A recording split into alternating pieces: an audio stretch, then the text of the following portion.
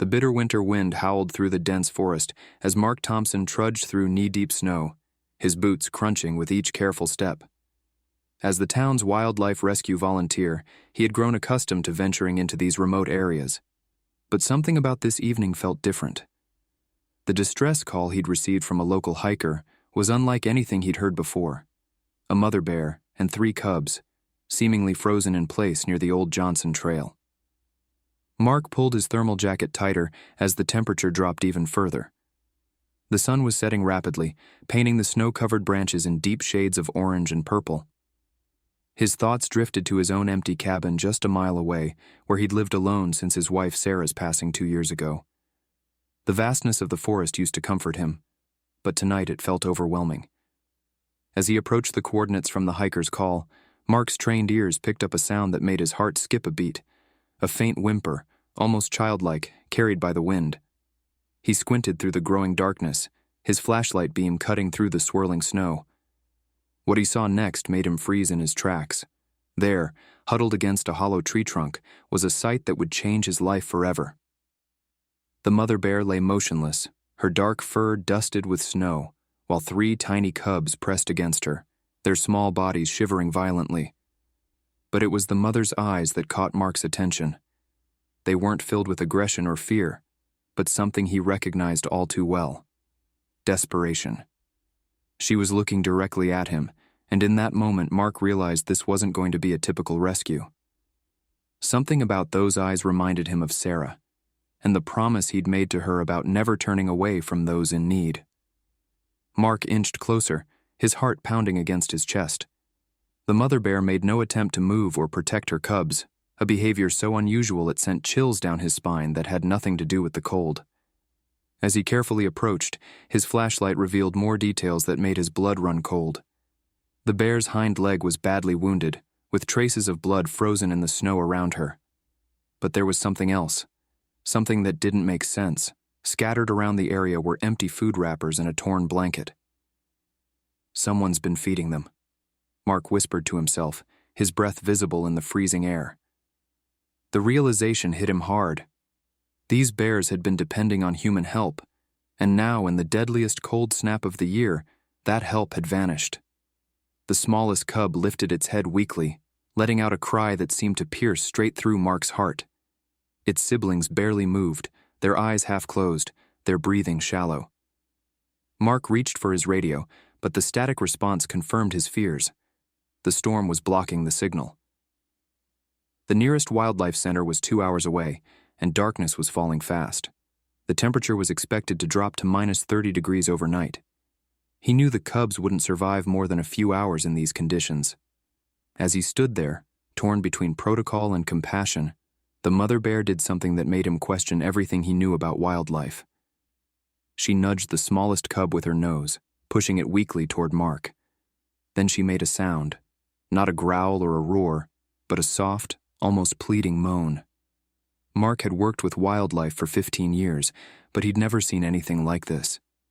His hand trembled as he reached for his thermal imaging camera. What he saw through the lens made his heart sink.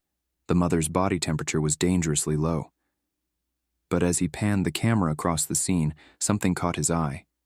In the hollow of the tree behind the bears, there was an unnatural shape. Moving his flashlight beam to investigate, Mark spotted something that made him gasp: a small weathered leather wallet. When he carefully retrieved it, the driver's license inside told a story that connected all the bizarre pieces. The wallet belonged to old Joe Mackenzie, the hermit who'd lived in these woods for decades before passing away last month. Mark remembered the stories about Joe leaving food out for the forest animals, against all wildlife regulations.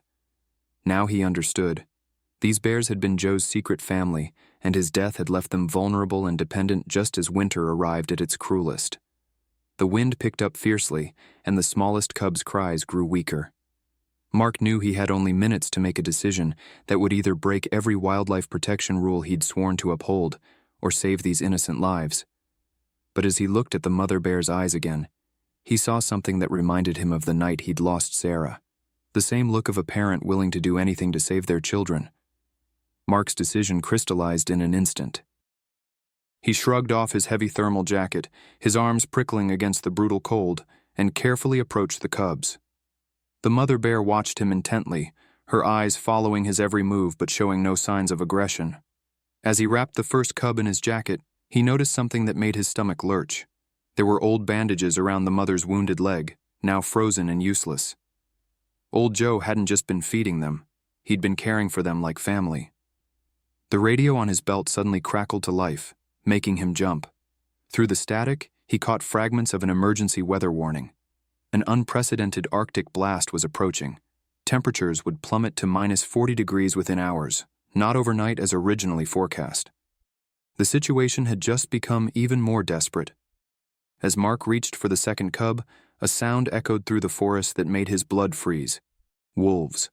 The howls seemed to come from multiple directions, growing closer.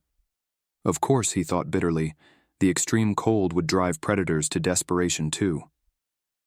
The mother bear's eyes widened with fear, and she tried unsuccessfully to rise, her injured leg buckling beneath her.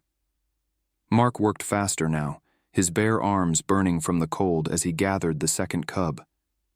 But when he reached for the third and smallest one, something unexpected happened. The tiny cub crawled away from him, back toward its mother, letting out distressed cries. Mark's heart sank as he realized the terrible truth. The cubs wouldn't leave their mother, and there was no way he could carry all 4 bears to safety.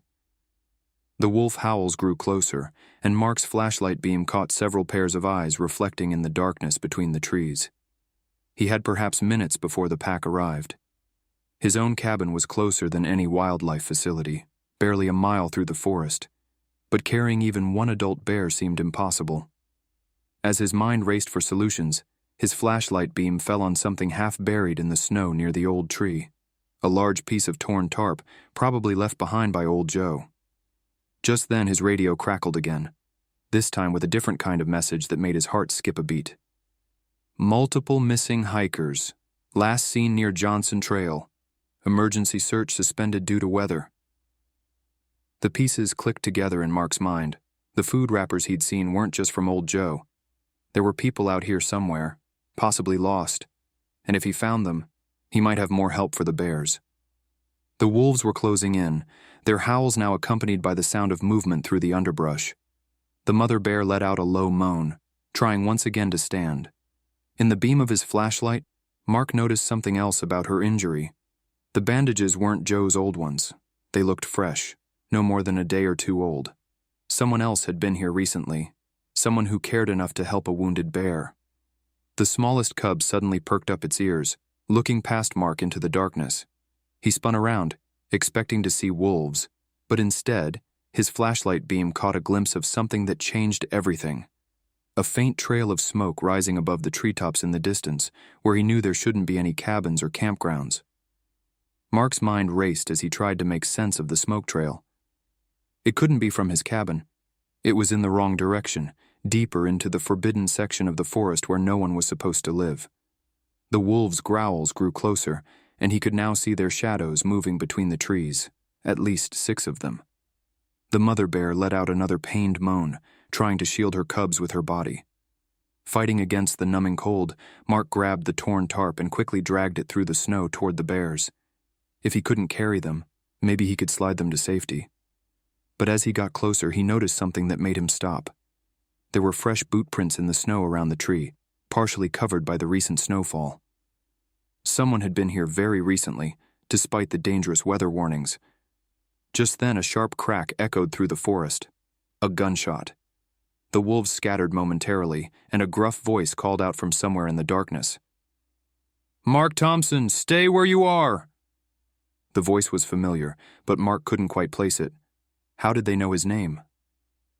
The mother bear became agitated, trying again to stand, her eyes fixed on something behind Mark.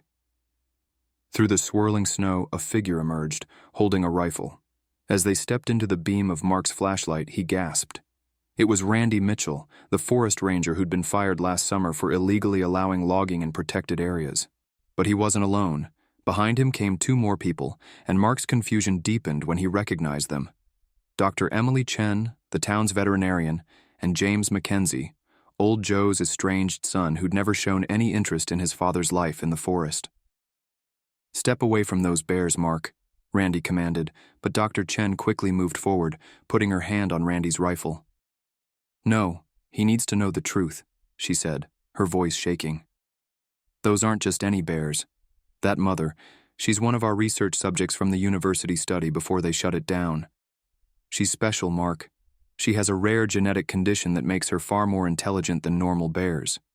Old Joe discovered this and spent years protecting her and her cubs from being taken by research laboratories. James Mackenzie stepped forward, his face pale. That's why my father lived out here. He wasn't just some crazy hermit. He was protecting them. And now, his voice cracked with emotion. Now they're all that's left of his legacy. We've been trying to care for them since his death, but with this storm. Another set of howls pierced the night, closer than ever. The smallest cub whimpered, pressing against its mother. Mark noticed Dr. Chen carrying a large medical bag, and suddenly the fresh bandages made sense. But before he could speak, a new sound cut through the darkness: helicopter blades. A powerful searchlight beam swept through the trees from above. They found us, Randy said grimly. The Research Corporation. They've been tracking us, waiting to capture her. They'll take her cubs too. The mother bear's eyes seemed to show understanding of the danger, and she made a sound none of them had ever heard before, almost like a human sob. The helicopter's searchlight swept closer, and Mark's mind whirled with this flood of revelations. But something wasn't adding up. He noticed Dr. Chen nervously checking her phone, her hands shaking. The wolves had gone silent, unnaturally silent. The mother bear suddenly became more alert, her eyes fixed on the medical bag Dr. Chen was carrying. Wait, Mark said, his voice cutting through the sound of the helicopter. If you've been caring for these bears, why are they nearly frozen to death? Why didn't you take them to shelter before the storm? The three newcomers exchanged uncomfortable glances, and in that moment, Mark noticed something else. Randy's rifle wasn't a standard hunting weapon. It had a peculiar attachment he recognized from his military days, a tranquilizer modification. James Mackenzie stepped forward, snow crunching under his boots. You don't understand, Mark. My father didn't just protect these bears, he was part of something bigger, something that goes all the way to the top of the Research Corporation. He pulled out a worn journal from his jacket. I found this in his cabin. The mother bear, she's not just intelligent, she's part of an experiment that started 20 years ago, an experiment that was never supposed to be shut down. Suddenly, the smallest cub stood up, moving with a strength it hadn't shown before. It made a series of sounds that seemed almost like words. Dr. Chen's medical bag fell open, spilling its contents into the snow. Among the medical supplies were sophisticated monitoring devices and what looked like neural transmitters. The corporation didn't want to capture them, Dr. Chen said, her voice trembling. They wanted to eliminate them. The experiment went too far. These bears, especially the cubs, they're developing abilities that no one predicted, abilities that could change everything we know about consciousness and intelligence in animals. The helicopter was getting closer, but Mark noticed its searchlight pattern wasn't random. It was systematic, professional, military-grade search protocol. Those aren't corporate helicopters, are they? He asked, his voice hard. Randy's expression changed, and he raised his rifle, but not at the bears, at Dr. Chen. Federal agents, Randy revealed, pulling out a badge from under his jacket. We've been tracking this operation for years. Dr. Chen isn't trying to protect these bears. She's been collecting data for a rival research group. The cold didn't nearly kill these bears. They were drugged. James here figured it out too late, just like his father did. Before anyone could react, the mother bear rose to her full height, her previous weakness vanishing. The cubs moved with coordinated precision that no natural bears could possess. Dr. Chen backed away, reaching for something in her pocket, but James tackled her to the ground. A syringe flew from her hand, landing in the snow. The helicopter's spotlight finally found them, and a voice boomed from above. This is a Federal Wildlife Protection Unit. Nobody move. But the mother bear had other plans. She looked directly at Mark, and what he saw in her eyes wasn't just intelligence. It was a complex mix of fear, determination, and something that looked remarkably like hope. The mother bear made a series of complex vocalizations, and her cubs immediately formed a tight formation around her. Mark watched in astonishment as they seemed to communicate through subtle movements and sounds that no ordinary bears could make. The helicopter's spotlight cast harsh shadows across the snow, and in that bright glare, Mark noticed something even more extraordinary. Tiny, nearly invisible scars behind each bear's ears, surgical marks that told of untold experiments. Dr. Chen laughed suddenly, a cold sound that cut through the chaos. "You don't even know what you're protecting," she said, still pinned under James. "These aren't just enhanced bears. They're the first successful cross-species neural network. Every thought, every feeling, shared across their minds. Old Joe didn't just find them. He was part of their network. They loved him like family because they could literally feel his emotions." The wolves suddenly emerged again, but this time they moved with an unnatural synchronization. The mother bear turned to them, and instead of showing fear, she made a soft rumbling sound. To everyone's shock, the wolves responded, forming a protective circle around the bears. "My God," Randy whispered, lowering his rifle. "They can connect with other animals too." James pulled out more pages from his father's journal, his hands trembling. Dad's last entry. He wasn't just protecting them from the corporation. He found out they were developing abilities beyond anything the original experiment intended. They don't just share thoughts. They can share life force. He looked up at Mark, his eyes wide. "That's why the mother bear isn't dead from her injuries. The cubs are keeping her alive, sharing their strength, but it's draining them all." The federal helicopter was now joined by two more, their spotlights creating a web of light through the falling snow. But Mark's attention was drawn to something else. The mother bear was staring intently at his chest pocket, where he kept the photo of Sarah. With trembling fingers, he pulled it out. The bear's eyes focused on it, and suddenly Mark felt a wave of emotion that wasn't his own. Grief, understanding, compassion. "She's connecting with you," Dr. Chen said, her voice now filled with a mix of fear and awe. "The neural network can extend to humans too, but it's rare. It only works with people who've experienced deep emotional trauma. People like old Joe. And you." The smallest cub approached Mark, its movements deliberate and almost human-like. Behind them, the federal agents were rappelling down from the helicopters, but time seemed to slow as the cub reached out and touched Mark's hand. In that instant, his mind exploded with images and feelings. Sarah's last moments in the hospital, old Joe's secret work with the bears, the corporation's terrible experiments, and something else. Something the bears had discovered about themselves that even their creators didn't know. "They're not just sharing life force," Mark gasped, understanding flooding through him. "They're evolving. Every connection makes them stronger, more conscious, and they've been waiting for someone." He looked at the mother bear, who nodded in an eerily human way. "They've been waiting for someone who could help them reach their full potential."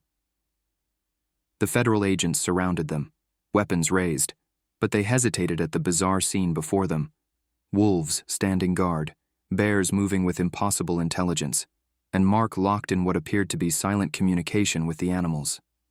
Snow swirled around them as a fourth helicopter appeared, this one different from the others. Its side door slid open to reveal a face that made Dr. Chen gasp.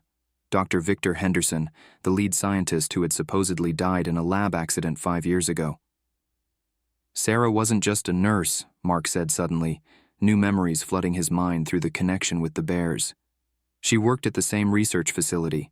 She knew about the experiments."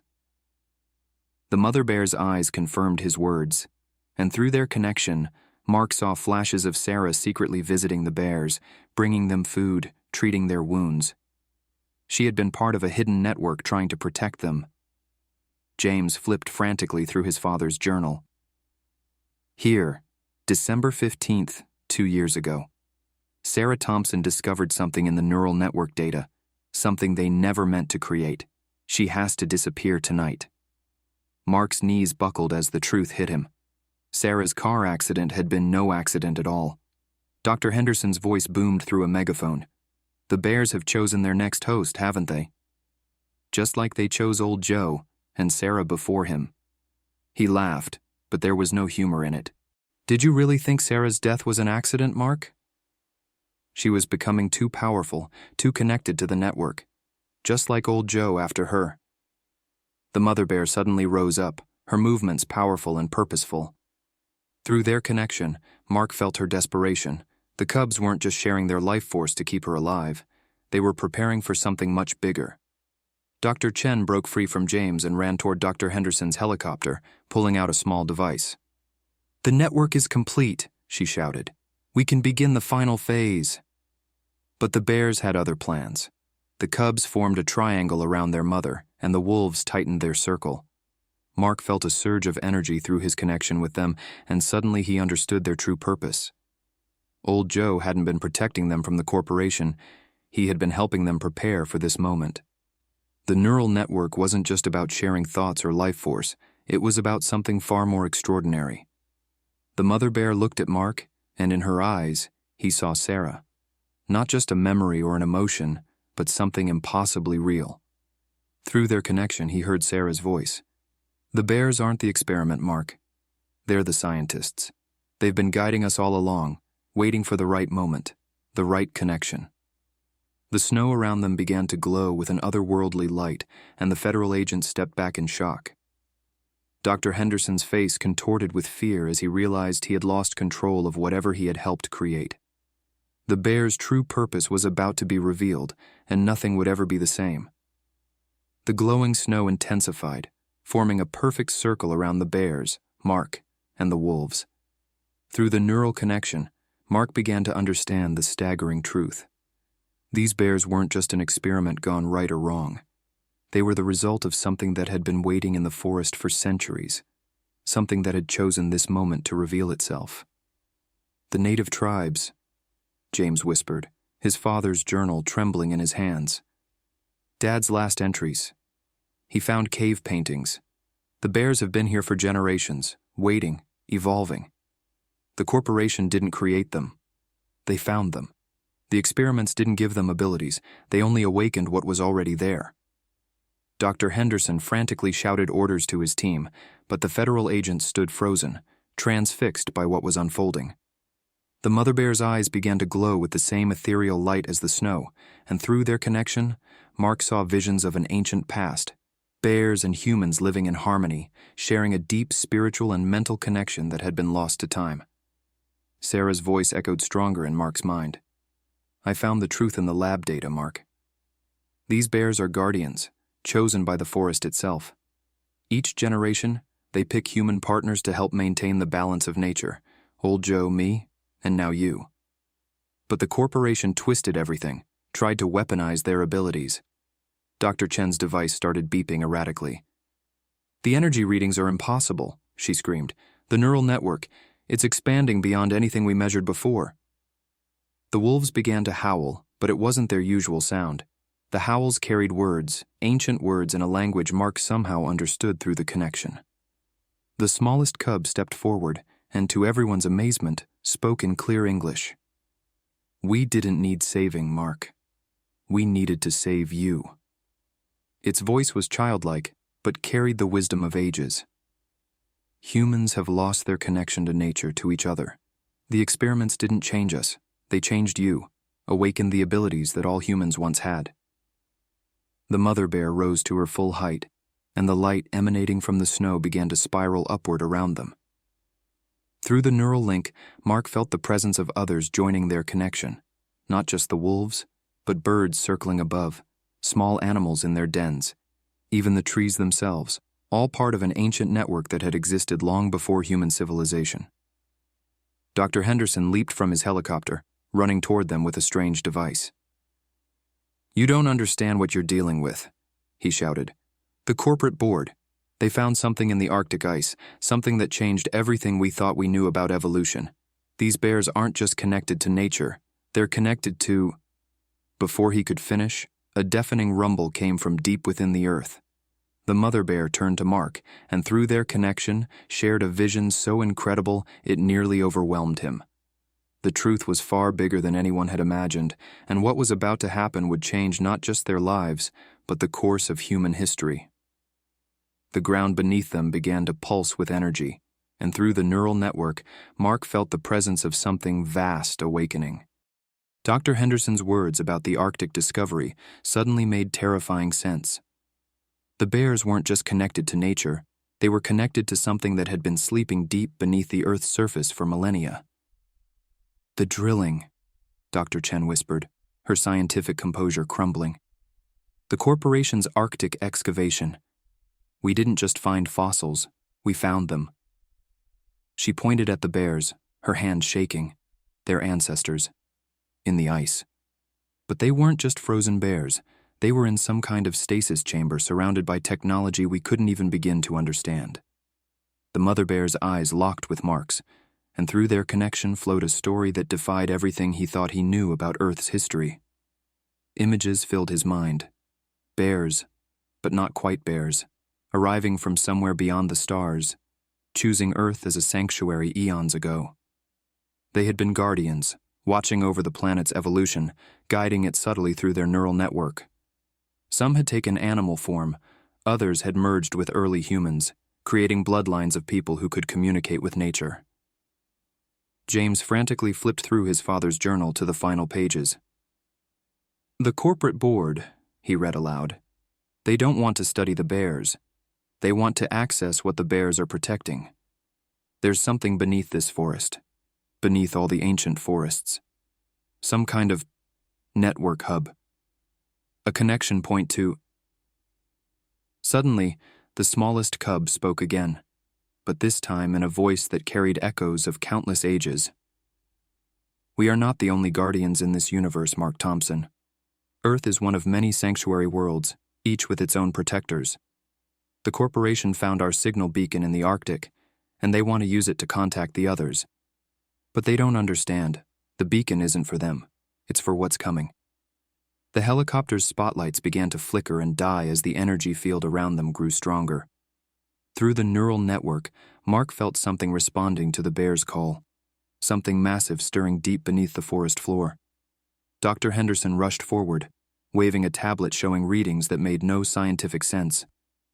"You don't understand what you've done," he shouted. "The other sanctuaries, they're all going dark. Something's happening across the entire galaxy, and these bears, this forest, it's ground zero." Sarah's presence in Mark's mind grew stronger, and he realized she wasn't just a memory in the neural network. Somehow her consciousness had been preserved within it. "This is what I discovered, Mark," her voice echoed in his thoughts. "Why they had to stop me. The bears aren't just protecting Earth, they're preparing it. The Great Migration is beginning and humanity has a choice to make." The mother bear rose onto her hind legs, and through their connection, Mark saw what was truly awakening beneath the forest. An ancient bioorganic facility built by the bear's ancestors, designed to transform the entire planet. But its purpose wasn't destruction, it was evolution. The forest floor continued to pulse with otherworldly energy as multiple crystalline structures began emerging from the ground, glowing with the same ethereal light as the snow. The federal agents backed away, their weapons lowered, faces filled with awe and terror. Through the neural network, Mark felt the ancient facility awakening layer by layer, not cold technology, but a living, breathing entity that had been growing and evolving beneath their feet for millions of years. "The Arctic discovery wasn't just a beacon," Dr. Henderson said, his voice trembling as he read from his tablet. "It was a warning. The bears, their ancestors, they didn't just come here as guardians, they were running from something." The mother bear's eyes filled with ancient sorrow, and through their connection, Mark witnessed flashes of an interstellar war that had raged across countless worlds. Sarah's presence in the network grew stronger, and suddenly Mark understood why she could still exist within it. "The neural network," she explained through their connection. "It doesn't just store thoughts and memories, Mark. It preserves consciousness itself. Everything that makes us who we are, it becomes part of a greater whole. Old Joe is here too, and countless others through history who bonded with the bears." The smallest cub approached Dr. Chen, who had fallen to her knees in the snow. "Your research almost discovered the truth," it said, its voice carrying echoes of ancient wisdom. "The corporation didn't just want our abilities. They found fragments of our history, our warnings. They know what's coming, but they want to profit from it instead of preparing for it." James, still clutching his father's journal, gasped as the pages began to glow with the same light as the crystals. Ancient symbols appeared between the written lines, a language older than Earth itself. Dad didn't just protect the bears, he realized. He was translating, documenting, everything. Through the neural network, Mark felt a sudden surge of energy as more woodland creatures emerged from the forest. Deer, foxes, birds of all kinds, each moving with strange purpose, their eyes glowing. The wolves howled again, their song now carrying harmonies impossible for earthly creatures to create. The sanctuary worlds, the mother bear spoke, her voice resonating with power. They're not going dark, Dr. Henderson. They're awakening. What your instruments interpret as darkness is actually a metamorphosis. She turned to Mark, and through their connection, he saw the truth. Earth wasn't just one of many sanctuaries. It was meant to be the last refuge, the final harbor for something miraculous. Suddenly, the crystals protruding from the ground began projecting images into the air. Star maps, but unlike anything humans had ever seen. They showed not just the physical universe, but the living network that connected everything within it. And at the center of it all was Earth, pulsing like a heart about to beat for the first time. The Great Migration, Sarah's voice echoed in Mark's mind. It's not what anyone thought. The bears aren't preparing Earth for an arrival. They're preparing it for an awakening. Every living thing on this planet is about to become part of something far greater than itself. The mother bear's eyes met Mark's once more, and in them, he saw not just intelligence or wisdom, but the weight of a choice that would affect all of humanity. What was stirring beneath the forest would either transform their world forever or remain hidden for another millennium. And the decision somehow had fallen to him. The crystalline structures suddenly pulsed brighter, sending beams of light straight into the storm clouds above. The snow stopped falling, suspended in midair, each flake transforming into a tiny prism that reflected images of other sanctuary worlds. Through the neural network, Mark witnessed civilizations beyond imagination. Some that had chosen to embrace the transformation, others that had rejected it and faded into cosmic darkness. Dr. Henderson stumbled forward, his tablet now projecting holographic warnings. The Arctic facility, it's activating too. Every ancient site we've discovered, they're all responding to what's happening here. His voice cracked with panic. But the corporate board, they've already made their choice. They're launching their own protocol right now. Through their connection, the mother bear shared a devastating vision. Corporate military units surrounding similar sacred sites worldwide, preparing to destroy them rather than allow Earth to transform. They believe they can harness our power without accepting the change, the bear communicated. They don't understand that their actions could sever Earth's connection to the sanctuary network forever. Sarah's presence surged through the neural link. Mark, remember the night in the hospital? What I tried to tell you before? Her consciousness filled him with a memory he'd suppressed. Sarah, in her final moments, her eyes glowing just like the bear's, attempting to share a vital truth about their bloodline. The smallest cub suddenly leaped onto a crystal formation, its voice carrying ancient power.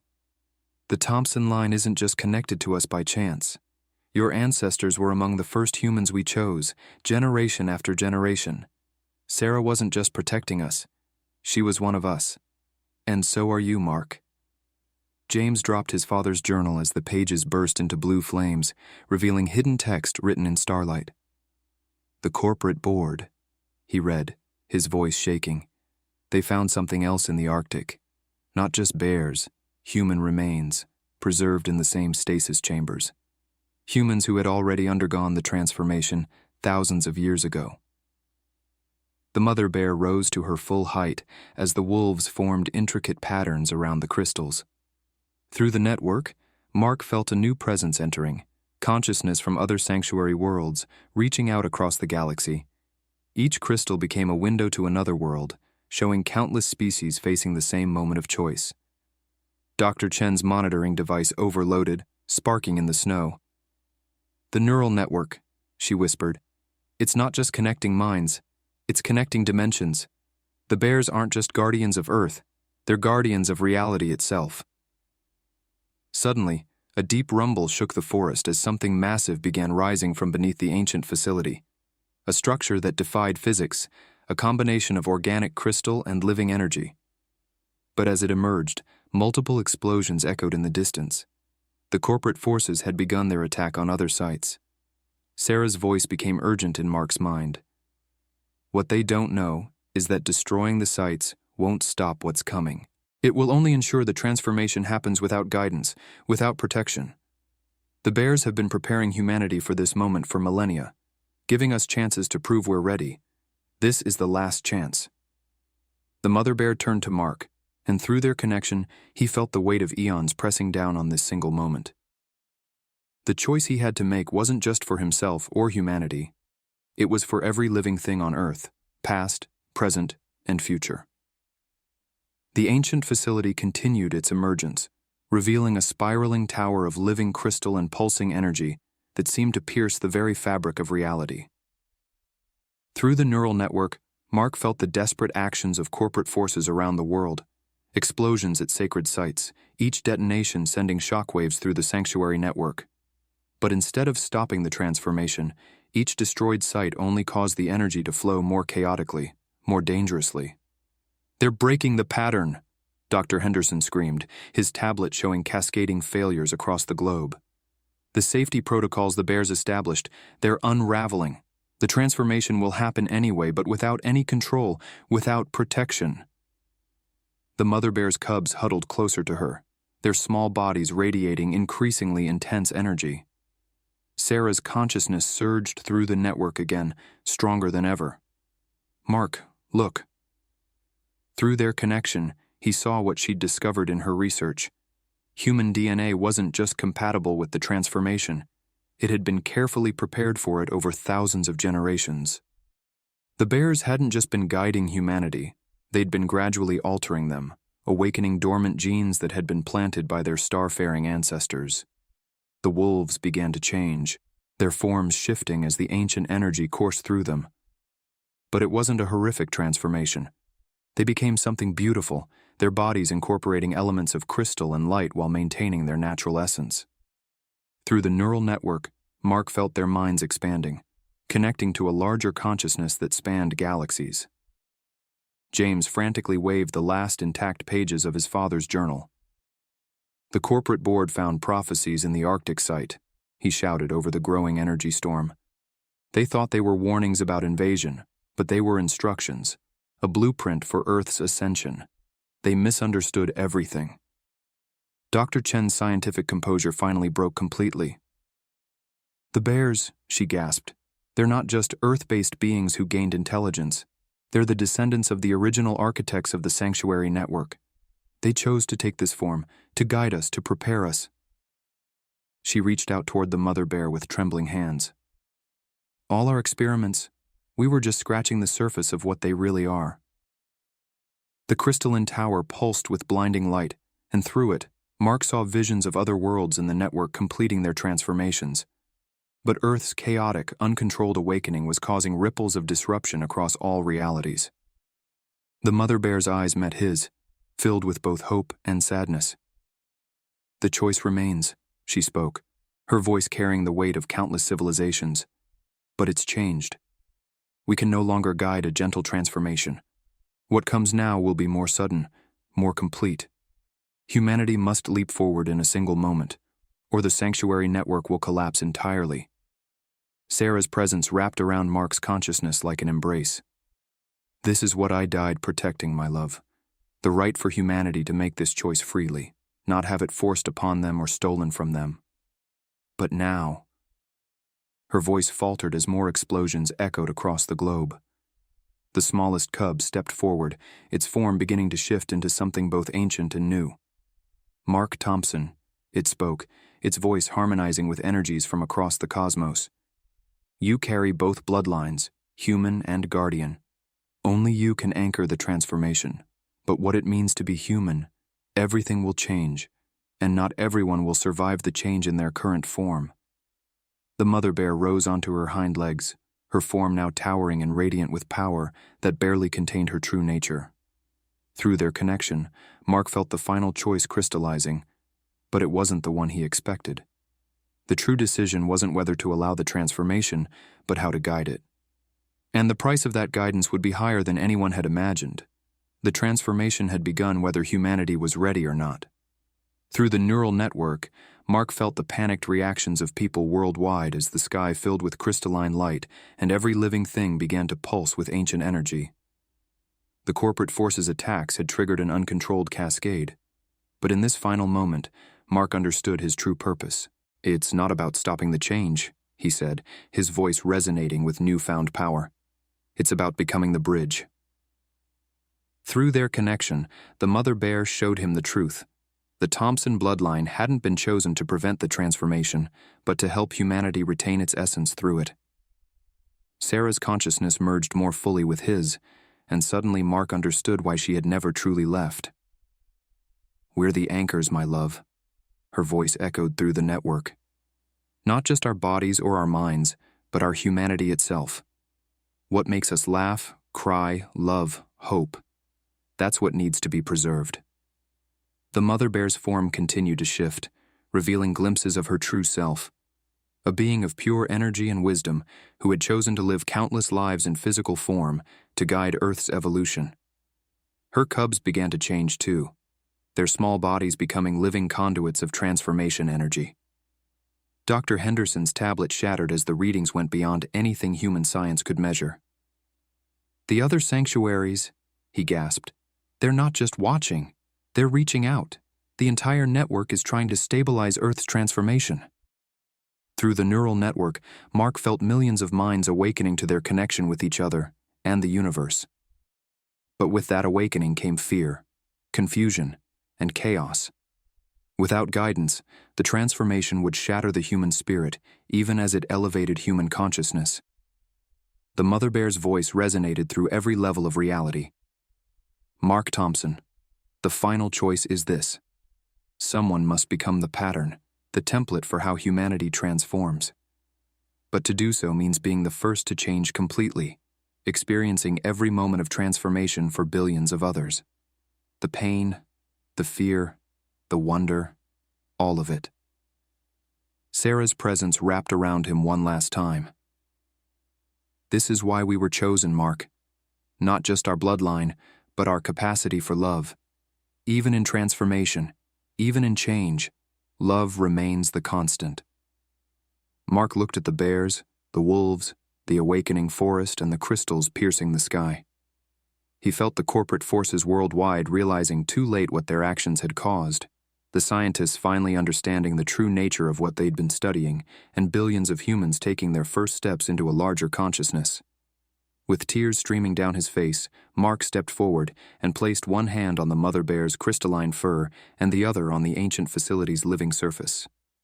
"Together," he said, feeling Sarah's consciousness merge completely with his own. "We'll guide them together."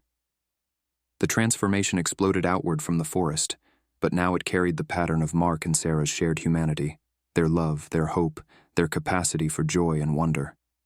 The mother bear and her cubs became pure light, their true forms visible for the first time in millennia as they helped channel and guide the change. James watched in awe as his father's journal dissolved into pure energy, its knowledge becoming part of the universal consciousness. Dr. Chen and Dr. Henderson fell to their knees as their minds expanded to comprehend what they were witnessing. The wolves howled one final time, a song of ending and beginning. Through the neural network, Mark and Sarah's merged consciousness reached out to every mind on Earth, offering comfort, guidance, and hope as humanity took its first steps into an existence beyond anything they had imagined. The ancient facility's purpose was finally fulfilled, not as a harbinger of ending, but as a cradle for humanity's rebirth. And in that moment of ultimate transformation, as the boundaries between species and worlds and dimensions faded, the thing that remained strongest was the simple truth that had guided both bears and humans all along. The power of love to bridge any distance, survive any change, and light the way forward into even the most extraordinary of futures.